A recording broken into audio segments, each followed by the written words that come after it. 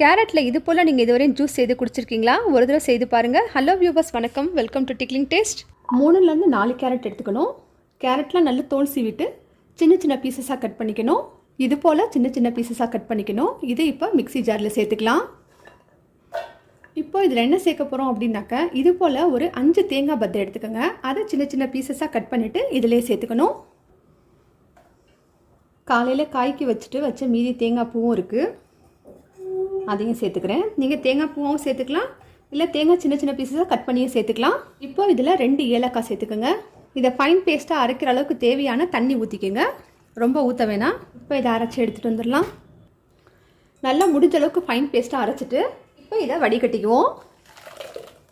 இப்போ இதை நல்லா புளிஞ்சு எடுத்துருங்க, இந்த பாலெல்லாம் தனியாக. திரும்பியும் இதை புளிஞ்சு என்ன பண்ணுங்கள், மிக்ஸி ஜார்லேயே சேர்த்துக்கோங்க. இன்னும் ஒரு 1.5 கிளாஸ் அளவுக்கு தண்ணி ஊற்றி இன்னும் இதை நல்லா அரைச்சிக்கணும்.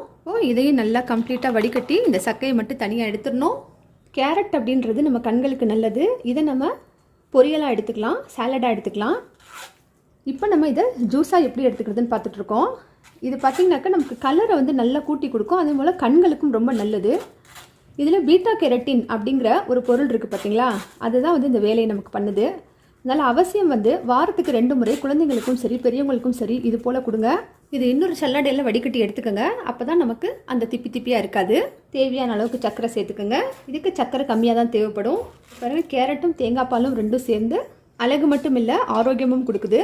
இன்னும் இதில் வெள்ளை சர்க்கரையை நம்ம தவிர்த்துட்டு நாட்டு சர்க்கரை, வெல்லம் இது போல் சேர்த்துக்கிட்டோம் அப்படின்னாக்கா இன்னும் ஆரோக்கியத்துக்கு ரொம்ப நல்லது. இந்த இனிப்பு சுவைன்றது குழந்தைங்களுக்காக நம்ம சேர்க்கணும்னு சொல்கிறோம். நம்ம பெரியவங்க இதை சும்மாவே அப்படியே குடிச்சிக்கலாம்.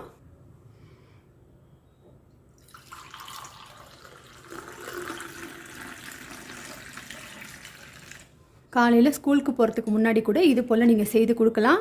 அவங்க இது போல் குடிச்சிட்டு போனாங்கன்னா உடம்புக்கு ரொம்ப நல்லது. காலையிலே பார்த்திங்கன்னா வெறும் வயிறாக இருக்கும்போது இதை சாப்பிட்றதும் நல்லா அந்த சக்தியை அவங்களுக்கு அப்படியே கொடுக்கும். ஃபேமிலி, ஃப்ரெண்ட்ஸ், ரிலேஷன்ஸ் எல்லாருக்கும் ஷேர் பண்ணுங்கள். தேங்க்யூ ஃபார் வாட்சிங்.